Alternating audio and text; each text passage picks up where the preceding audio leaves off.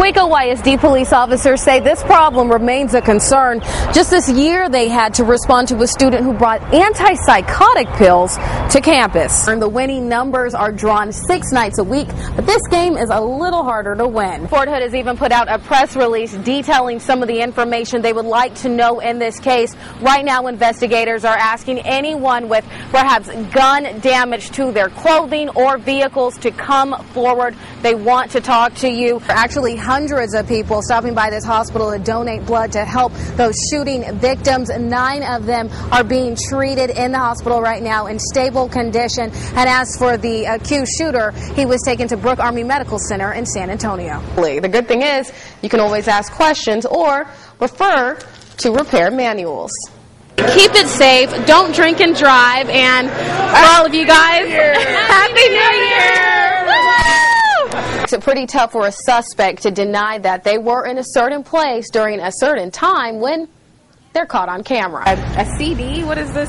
Oh, you gotta have good country music if you're gonna be on the 4th of July. It doesn't take 5 or 6 years to pick up industrial skills like welding. Even I had my try at it today.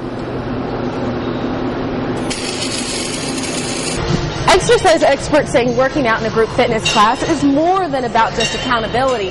For many people, it's about safety. Live, local, now, this is KCEN 9 News. Good evening, I'm Christina Coleman. We begin tonight with news from Afghanistan, where there's been a deadly suicide attack outside NATO headquarters.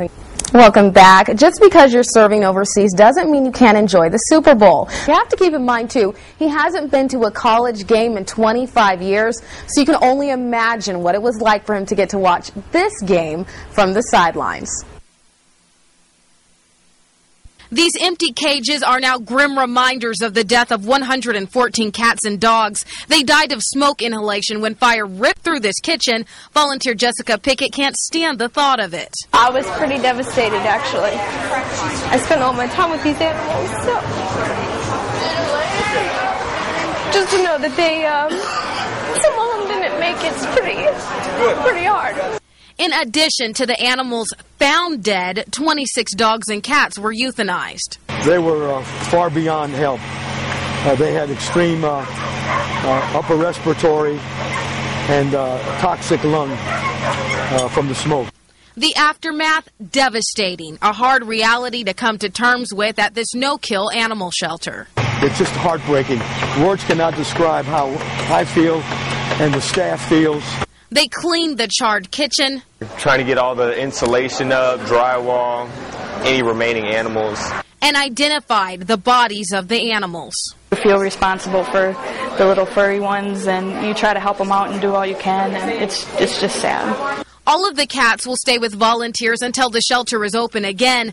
One will go home with Jessica. It was great to know that everybody cares enough to come out here and take these animals home or donate their time and their money. This entire shed is full of donations from the community, whether it's blankets, kennels, or cat food. Right now, the shelter is asking for all the help it can get. Reporting in Killeen, Christina Coleman, KCEN News. You wouldn't think that somebody was shot here at this park, but someone was. And the victim is a close friend of Hector Quintero. He found the body of 57-year-old Arturo Chavez laying in the street. The lights from the cars shining his body. Probably if I knew it was him, I'd probably run over there, trying to move him around. This is where the body of Arturo Chavez was found late last night. You can see how close it is to neighbors who live in this area. Witnesses say they heard that gunshot go off last night.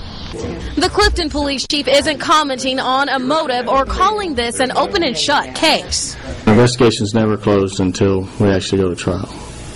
3 of the 5 suspects arrested for Arturo's murder include Angelico Nieto, Jennifer Dunn, and Pedro Ramirez. The other 2 are minors, all charged with capital murder. Their arrest doesn't help Hector feel any safer, though. His good friend is gone, and he doesn't know why. I don't feel safe no more, It's a little town. It's not good that something like that happened here in a little town, and right here at my house. In the war, take a stand. Victor Augusto, he's our man. The message was loud and clear. Anti-war protesters want Victor a free man. The war veteran refused to get a screening to determine if he's ready for another deployment, so he was sentenced to 30 days in jail, a pay cut, and a demotion. War veteran Jeremy Wright supports his decision. He says he was afraid he was going to die every day in Afghanistan. But after a while, it just kind of subsided, and it became to the point where I didn't care about my life anymore. Specialist Victor Augusto released a statement saying, "I am completely content to spend a month in jail for the sake of my conscience." His attorney says he's proud of the soldier's decision. To begin with, he can sleep at night. He has no guilt. He did a tour in Iraq, and he says now his only regret is that he didn't resist that as well. But as for soldiers like Staff Sergeant Wesley Faulkner, who recently returned from a tour in Baghdad, Augusto's refusal just isn't right. 30 days confinement versus all the risks that we took over there, he's getting off easy. You know, everybody knows what they're getting into when they come into this. However, these anti-war protesters don't agree. He wants to resist, run behind him. Because if he's resisting, then that means that there is a chance that we might be able to save ourselves from all the pain and misery that deployed families go through. Protesters have already created buttons with Victor Augusto's name on it, and they plan to protest every Saturday at the Bell County Jail as long as Victor is behind bars. Reporting in Killeen, Christina Coleman, KCN News. Get 'em, Aggies! Woo! The sound of Aggie pride, it runs deep at Texas A&M University, which is why junior Luke Voigt wants to see Bonfire on campus again. I think the Bonfire is an integral part of what an Aggie is, that camaraderie, and that's something that this school has that no one else does. These are pictures of what the on-campus Aggie Bonfire looked like. 5 stories high, several hundred students built it, and every year tens of thousands of Aggies gathered around it, pumped up about beating the University of Texas in a football matchup. And even though it collapsed in 1999, killing 12 Aggies is still a hot topic in Aggie land. Governor Rick Perry is quoted saying in state magazine Texas Monthly, "It's really going to be interesting when the Bonfire is reintroduced on campus again, and it will be." He goes on to say he will not be surprised if it happens in 2011.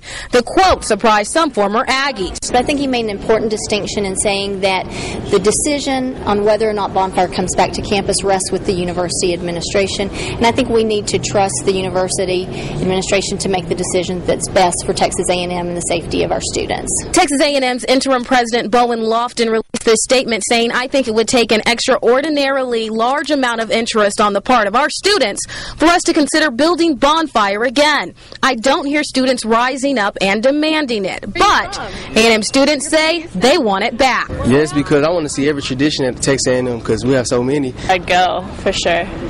Especially diehard Ags like Luke Voigt. I would work on it. I know that there are countless thousands who would work on it in spite of the danger, simply because of what the Bonfire stands for. And with traditions being such a huge part of the Texas A&M experience, many students are going to continue to hope to get to see Bonfire for themselves here on campus. Reporting in College Station, Christina Coleman, KCEN News. Anyway, you have to make up your mind to say, I'm better than that.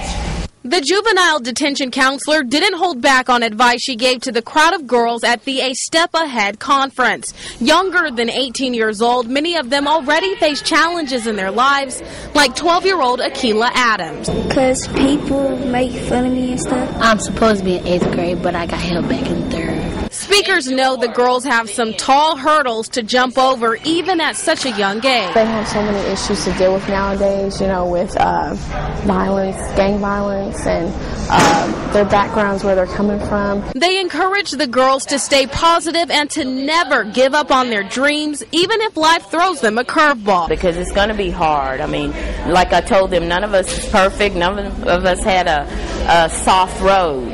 And so your obstacles can make you stronger. Just like our economy, there are personal challenges in our lives, but it's how we decide to look at it that makes a difference. The encouraging words hit home for many. You should always follow your dreams. Including Akila Adams, she sounds like one of the speakers herself now. Follow your dreams and have faith in yourself and Don't let anybody put you down. And with organizers calling this program a huge success, they definitely plan to hold one again next year. Reporting in Waco, Christina Coleman, KCEN News.